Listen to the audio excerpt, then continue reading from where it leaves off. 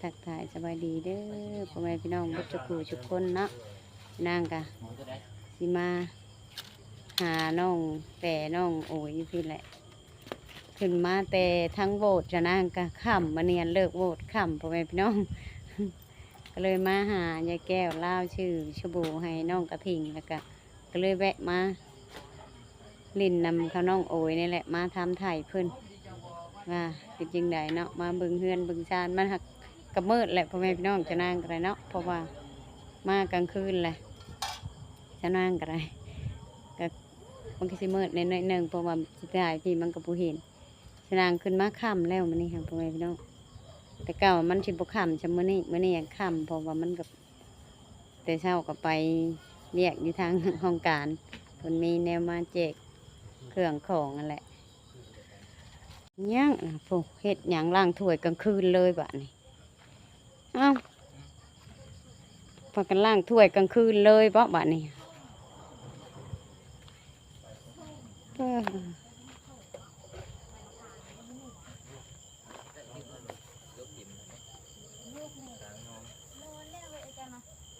อยู่เพื่อนพูนใบบางขามปลาไปยังก็เดี๋ยวนี้ล่างถ้วยกลางคืนล่างหม้อเออเลิกเติบเลยนี่เนาะเม็ดนึงเปิดจีเทปูนบ่ได้แม่ใส่พยางดำเลี้ยงปลาดุกแม่นเลี้ยงปลาดุกแล้วหาเอาแหน่มาใส่น้ำมันอยู่ตำแหน่บุกใจเนี่ยเดียวตอนนี้ก็คือยุ่มหน้าซื้อพันลิตรนะพุย1พุยละ20,000ไปตัวเล่นจังสิสูบยังเต้นนึงหาพุยพอบ่บ่พอก็ยวกใส่มันเรือน้อยเนาะเฮาก็จะยวกบ่หลายหั่นนะเพื่อจะสูบเต็มนี่ยัดจะเป็ดไข่อยู่เนาะโอ้เฮาก็ชื่อใส่แล้วเฮาก็ชูบเอานี่มาใส่มาตื่มชมมะขามอยู่เฮือนพูดชมมะขามราคามีบ่นี่ยานางพี่เนาะขุนคักขุนแหน่นะยานางมีบ่ยานางบ่มีแล้วไปสิฮู้อันนี้นะในโกบุกงไปถึงนี่เลยเป็นเถื่อพูดกับตนาก็ลงมาแล้วเขาเป็นดูดเจ้าว่าสิไปเอาให้อยู่แถวหันก็มีแล้วแถวป่าหันก็แบบเยืองหามันแต่ข้างมุกเตงเลยทำมื้อก็ได้ตีเมนูใหม่น้อยๆเนี่ยข้างมุกเตงก็ได้อันแล้วเป็นหยังไม้ใหญ่เนาะไม้ติ้วน้อยหั่นว่าไม้ติ้วน้อยหั่นชาวนางประมาหึงตืบเลยพวกมักถั่วมักแตงพวกก็จะเก็บได้กูประมาแต่หึงตืบเลยนี่ก็เลยแบบบ่ให้แบกเข้าต้องได้เผาเลยนี่แม่เขานะเป็นพักอันนี้คือที่บุญกินดอกผักยังผักกาดดอกกินแต่ผักอันนี้นี่จะซื้อผักบงเลยมาว่านี่ผักบงเนี่ยคันแบะเห็นนะเลี้ยนร้อยปลูกในเฮือนนั้นหัวบุกินได้หัวเขามากินแต่กุ๊กไอ้ย่างผ่านเฉยแบะแฮมโบเหลือแบะกัดคักอะไรจำเลยถือว่าจบโลดคำแบะกัดผักอันนี้ครับเดี๋ยวแดดได้เลยจะได้กินแต่ผักอันเดียวนี้กับผักบัวนี้ผักบัวเป็นเลยจิ้มเข้ามาดีเลยสบายดีสาวโดยก็มากน้องเลยที่มาแสดงความยินดีนำลูกโออีกบ่เพื่อจังใดแสดงความยินดีไว้ก่อนรถได้เป็นได้ยังไงจังซั่นเพราะว่าเรื่องดินเรื่องดอนตอนนี้นะเพราะว่าทั้งแม่หักเพิ่นนี่ให้ความหวังมา 1,000% อยู่แล้วนะจังไดก็ต้องได้สิสะสิไว้ก็ต้องได้มาปริพอกับอ้ายแล้วพ่อแม่พี่น้องเด้อสบายดีมื้อนี้ก็มาค่ำๆพี่น้องเอ้ยคือมาส่งกันคนงานนั่นแหละก็เลยมาหาน้องกันโอเพิ่นเลยเปลี่ยนชื่อใหม่ได้แม่ฮักเปลี่ยนใหม่แล้วเปลี่ยนเป็นโอว่าซั่นโอบ่จักมาสิโอตังน้ำหรือโอตังหยังเด้อยาแล้วโอยนี่เนาะโอยนี่ยาแล้วมันเจ็บปวดเพิ่นน่ะต้องโอเนาะเป็นโอ โอเปลี่ยนเป็นโอเฮาก็เปลี่ยนตามเพิ่น โดย บ่แน่ได้บางที่แม่ฮักน้องเพิ่นอาจจะมีเซอร์ไพรส์หยังก็มีได้ อืม มีเซอร์ไพรส์พอมานี่เพิ่นก็ให้ความหวังลูกเพิ่นนั่นแหละแล้วก็มีผู้ใหญ่หลายคนเด้เพิ่นแบบว่าเพิ่นอยากซอยหันนะ อืม เพิ่นอยากซอย แต่เฮาบ่ฮู้ว่าเพิ่นสิซอยอีหลีบ่หันนะก็รอเบิ่งเรื่องที่ดินของน้องนี่เด้อบ่ให้เกินวันค้านคือสิปิดเลย อันนี้บ่าวลาวกล่าวเว้าเลย ราคา 55,000นี่บ่เกินวันค้านสิฮอดนี่ปิดจ็อบบ่ได้ก็ยกเลิก สุดท้ายแล้วว่า เออ จบได้ก็ถือว่ายกเลิก บ่ได้ก็ยกเลิกบ่รวย เดี๋ยวดีใจใจหายเลยนะเนาะเฮ้ยบ่ได้ก็ยกเลิกว่าซั่นบ่แม่นสิปิดจ็อบนี่คือซื้อเด้ ปิดจบยกเลิกว่า ปิดจ็อบยกเลิกบ่ได้ก็ยกเลิกตกใจเบิด FC โอ้เฮ็ดกินยังนั่นคือตัวใหญ่แท้ ป่า ป้าตัวใหญ่เด้อเอาตัวน้อยตัว เออ ตัวน้อยใครผัดตัวนึงก็ยังตัว ซื้อในบ้านนี่บ่ โอ้ตัวใหญ่ โลละ50ว่าซั่นบ่ว่าไปซื้อน้ำบ่าวลาวสิขายโลละ30 ตัวนาก่อน ปลาดุก แล้ว ปลาดุกฮะ ปลาดุก เออ แล้วไปเอาส้มปะ บ่ใช่ดอก เอ้า มันกับข้าวตี ผู้ชายเฮ็ดได้สิกินได้ บ่ใส่บ่ได้นะ ช่างว่าแท้ คันบ่ใส่เฮาก็เวลาเฮาสิฝนเฮาก็ใส่มะนาวส้มมะนาวเอา แม่น ตัดข้าวเด้อ ได้ กับผู้ชายมันก็บ่ตะกินแล้วมันบ่มี ที่ ชม เว้านี่ที่บ่าวลาวเว้านี่ก็คือเว้าอยากให้ได้ยินได้หัวเด้อพี่น้องเอ้ยบ่ให้เครียดกันเนาะจังน้อยบ่เชื่อว่าบ่าวลาวคือเว้าคุยแท้สิว่าFC บางคนน่ะนะ อืม คือคุยกับแท้เนาะบ่สิว่าบ่ก็แบบก็มีผู้รักผู้ใหญ่เพิ่นแบบ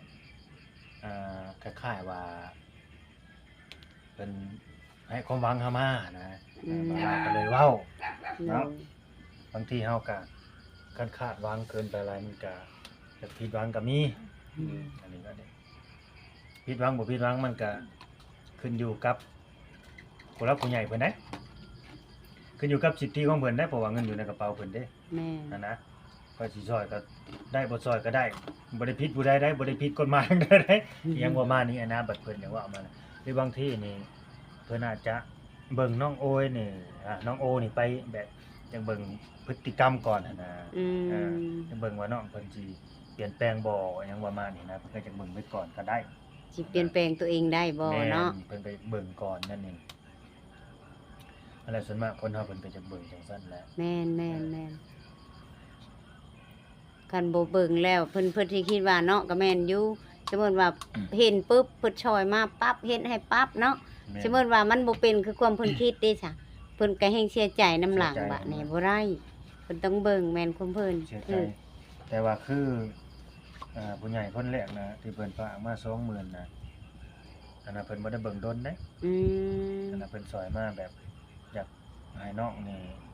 มีที่มีทางแล้วก็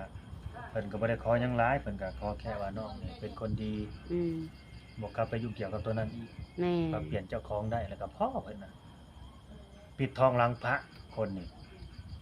บ่ต้องการออกสื่อบ่ต้องการมีชื่อเสียงอีก แม่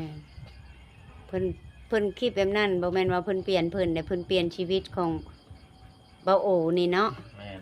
ต้องให้เปลี่ยนชีวิตตัวเองได้นี่ค่ะเพิ่นยังบอกให้เฮาเปลี่ยนแบบนั้น ต้องเข้าใจเพิ่นแบบนี้เนาะ แม่น ความรู้สึกก็ดีใจบ่นี่ยิ้มเปิ้ยิ้มเปิ้นเว้ยพี่น้อง ดีใจหั่นแหละมื้อนี้เนาะได้รับโชคเฮ้อปลาสิไปเลยเนาะช่วงผัวเมียนั่นเขามัดธงไว้อยู่บ่น่ะ จักเลย มาปฏิหาปลาอีกแล้ว โอ้ เขา ย ตั้งใส่อันน่ะอ้าวส้ม อยู่เพื่อนพุ่นแหละมันมีตัว เรื่องที่ว่าเป็นกระแสดราม่านี่ก็บางทีก็ด้วยความที่บ่เข้าใจกันเด้อพี่น้องเด้อแต่ว่าเฮาก็เคลียร์กับน้องเพิ่นไปแล้วเนาะกับทางแม่นางเพิ่นก็เคลียร์กันไปแล้วเคลียร์หลังไมค์ไปเบิดแล้วอันน่ะต่อไปก็มีแต่ให้พวกน้องๆนี่ปรับความเข้าใจกันแล้วก็กลับมาหักแพงกันคือเก่าหั่นแหละ แต่บางคนเนาะ FC บางคนเพิ่นก็เข้าใจและบางคนเพิ่นก็เข้ามาเบิ่งคลิปนี่ก็สิเบิ่งคลิปบ่จบแล้วมันก็เกิดความเข้าใจผิดกันก็มีแต่ว่าช่องบ่าวลาวนี่ส่วนมากบ่ค่อยมีดราม่าเด้ แม่น บ่ค่อยมีดราม่าดอก ส่งชาวนางคือกัน อืม บ่ค่อยมีดราม่าปานใดช่องบ่าวลาวนี่ เพราะว่าเฮาก็เนาะก็คือว่าแล้วบอกลูกก็บอกได้แต่ชำนี้แหละอ้ายเอ้ยเฮาคิดไปเบิดสมมุติว่าเฮาสิไปเว้าแบบดุดันแล้วก็บ่ได้เนาะ ก็ต้องเข้าใจแบบซี่แหละลูกเต้าก็เฮาก็ยังให้ลูกเป็นคนดี ให้เป็นคนดีให้ได้ดี ให้ถูกต้องกันน้องเฮาก็ได้ก็คือว่าเฮาก็เว้าลังใหม่แล้วเรียบร้อยแล้วก็ลูกก็ต้องเปลี่ยนเอาเองเนาะ บอก วัน แต่ นี้ แนวดีๆหั่นแหละ แม่น แต่สิไปบอกแนว เฮา บ่ ก็ ดี บ่เว้าอีกใช่ตนาแบบนี้เฮาก็คือว่าเว้าลังใหม่แล้วจบเรียบร้อยให้ปรับใส่กันแบบซี่แหละเฮ็ดช่วยกันลูกเอ้ยทุกสิ่งทุกอย่าง เจ้าเป็นอ้ายกับชำพ่อผู้หนึง แม่น เป็นตัวแทนพ่อเลยได้เจ้า อันดับแรกนี่เฮาเป็นผู้ใหญ่นี่เฮ็ดให้ได้สิให้น้องเขานับถือเฮา แม่น เฮาต้องคิดเอาได้เนาะเฮ็ดให้ได้ให้น้องเขานับถือเฮาเฮาต้องทำตัวแบบใดหั่นน่ะเฮาต้องทำตัวเป็นผู้ใหญ่แล้วได้สิไปทำตัวเป็นแบบบ่ฮู้อีซูอีซาหยังเขาบ่ได้นับถือเอาได้เนาะก็ดิ แม่นบ่ว่าแต่น้องแบบคนอื่นก็คันเฮ็ดบ่ให้นับถือเด็กน้อยเขาบ่นับถือโดย อืม เฮาเด็กน้อยนี่ ผู้ใหญ่ก็ยังนับถือเฮาเพราะแม่นหยังเอ้าเฮาเฮ็ดคือแบบเป็นคนผู้ใหญ่พอแบบนี้กันเว้ากันว่าของเฮาก็ต้องเว้าแบบ มันสุภาพบุรุษแบบง่ายๆ แบบเฮาบ่ใช้อารมณ์เลย เอาแบบผู้ใหญ่แล้วได้ ไม่ใช่ลมจังเทื่อเท่า เอาครับเด็กน้อยเอากับน้องว่าอย่างแบบผู้ใหญ่เลย คิดว่าเขาเป็นน้องเขาก็น้อยรุ่นเฮาอยู่แล้ว ความคิดของเขาก็สิบ่ช้ำเฮาผู้เป็นอ้ายหันนะ คันอย่ามาให้เขาคิดแบบนั้นเลยเนาะเสียเปรียบเขาได้ คันไปคิดว่าเป็นอ้ายซื่อๆแต่ว่าความคิดยังเป็นน้องเลยนะเสียเปรียบอะไรน้องโอ แม่น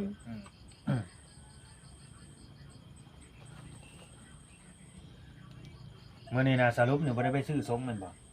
บอกเพิ่นว่ากันสิไปก็ยืมรถกันตอนเช้าแล้วจังไป ไผอยู่ มา บ่ไป ยังยืมรถไฟก็ได้เข้ามาตอนเช้า ยังบ่ทราบบ่ ไปชื่อจุ้ยชาย จริงฮะ อืม ยังอยู่ที่เงินซื้อสมน่ะ ยัง ซื้อสมแล้วก็มันจุบ2โตก็2โตแล้วนะพอเห็นแต่น้องเพิ่นใส่ตัวนี้นะพี่น้องเอ้ย อืม ซื้อมาเปลี่ยนกันโลด ก็ปกติแล้วมีตัวเดียวเบิ่ง ใส่ กัน แล้วก็ทอดแล้วก็เอาไปซัก อืม ทอดแล้วก็โยกไว้บ่แม่นเด้ออย่าไปกองไว้ในแจได้บ่เอาเด้อ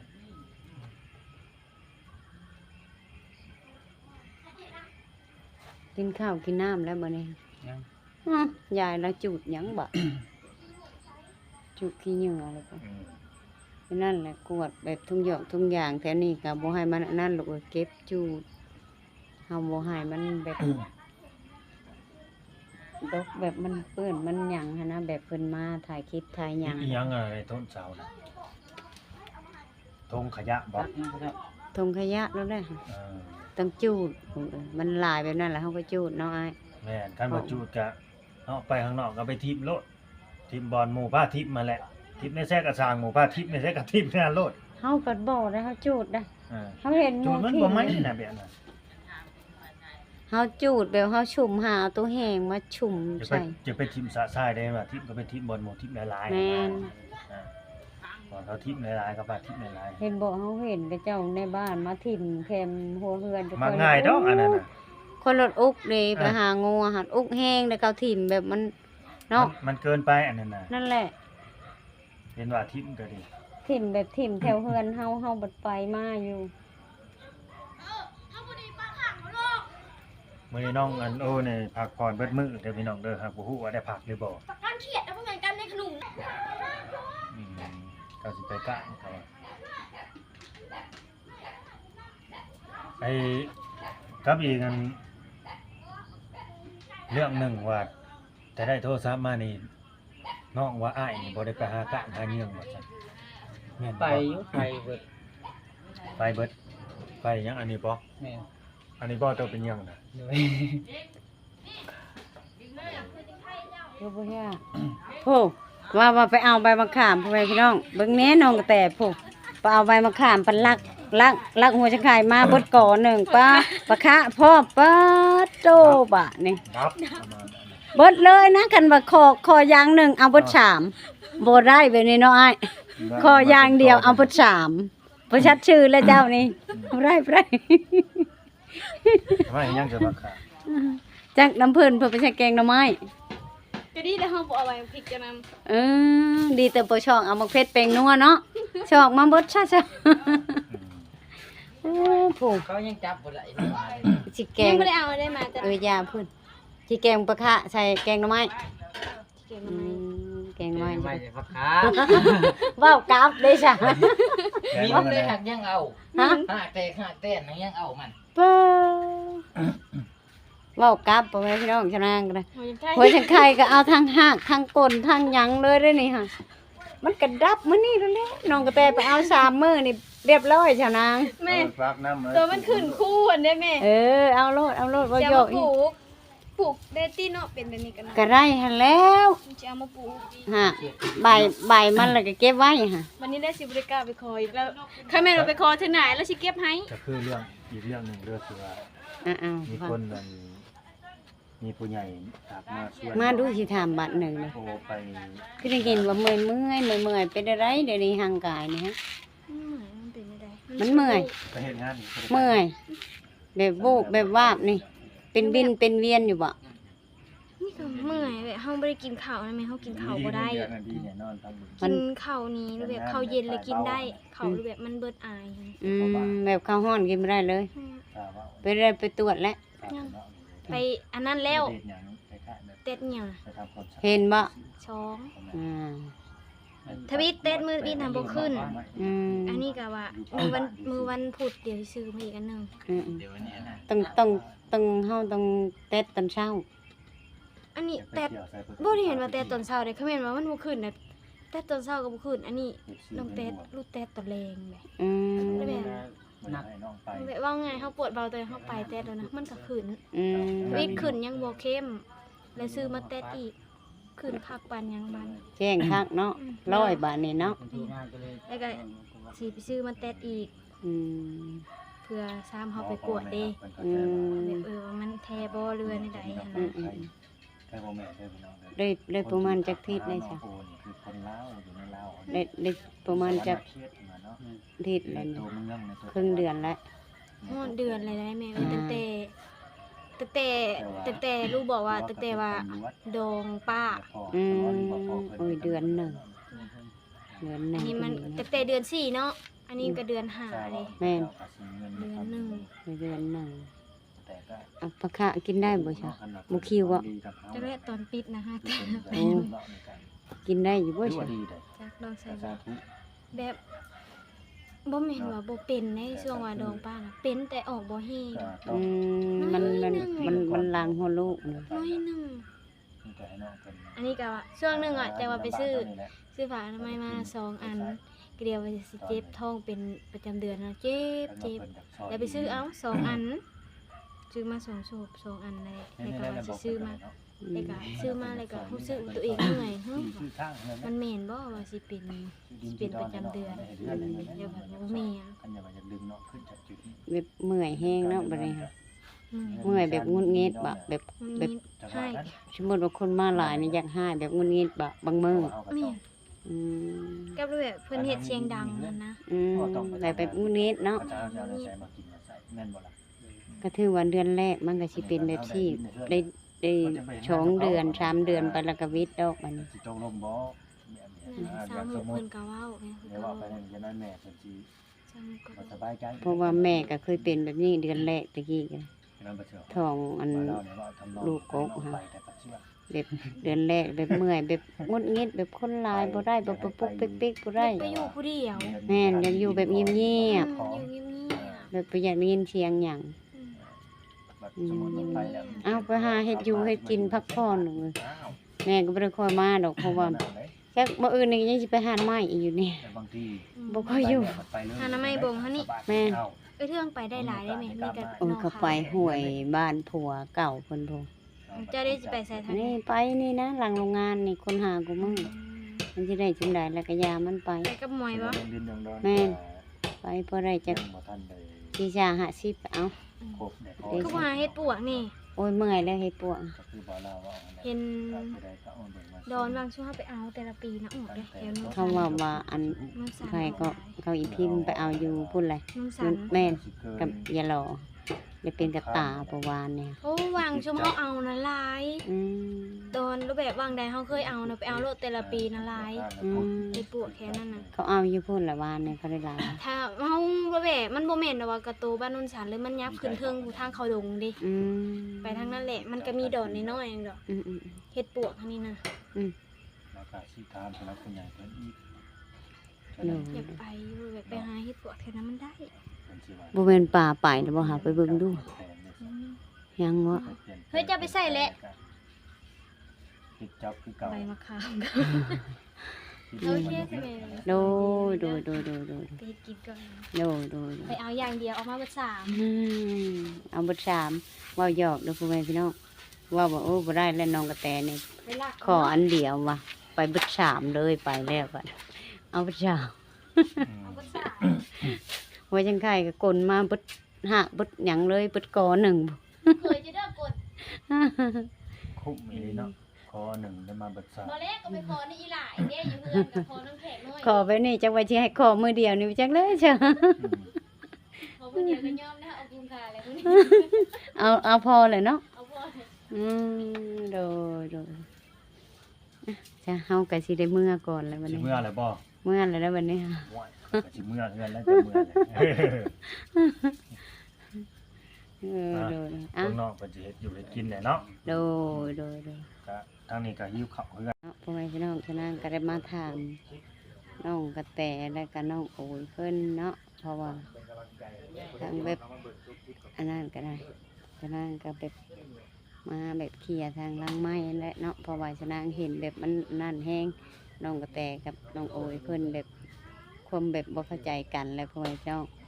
นางก็เลยได้มาบอกมาอันนั้นลูกนี่ไรเฮ็ดไรเนาะสิแหละฉะนั้นก็บ่ได้มาแต่หึงเลยก็มาเฮือนยายแก้วแล้วก็เลยมานี่ได้ยินแบบข่าวมันบ่อันนั่นเนาะก็มาบอกให้ลูกปรับความเข้าใจกันแหละบอกแล้วเรียบร้อยกับอ้ายแล้วไปพี่น้องกับเบาลาวเนาะ